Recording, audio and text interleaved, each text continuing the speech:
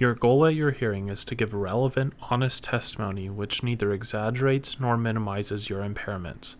Your testimony should be filled with anecdotes, details, and examples of your limitations.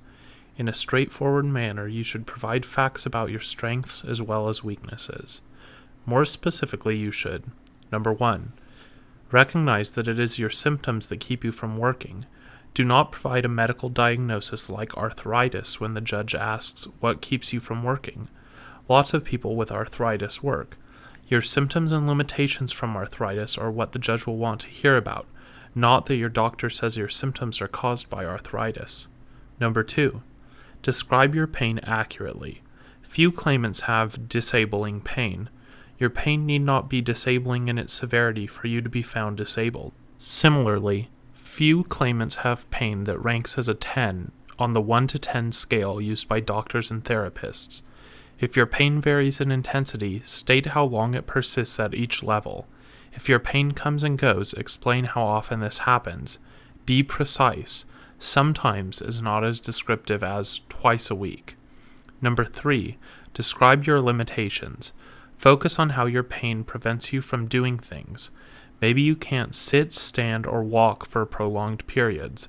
Maybe you need to lie down at some point during every 8-hour stretch. Maybe your pain prevents you from consistently concentrating or paying attention. Number 4. Provide examples.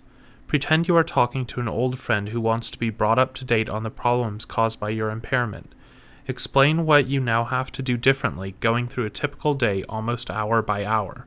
How long are you active and how long do you rest? Do you rest sitting or lying down? Where do you rest? What activities must other people help you with? Who are those people? Number 5. Provide details. Say the judge asks, "How far can you walk?" An answer of 2 blocks is not as good an answer as one that provides a lot of detail, such as, "I can't walk more than 2 blocks without stopping to rest. Yesterday I walked to a store a block and a half from my house. Upon arriving, I had a stabbing pain in my back and soon I was limping. I stopped 3 times on the return and once home, sat down and elevated my legs before putting the groceries away."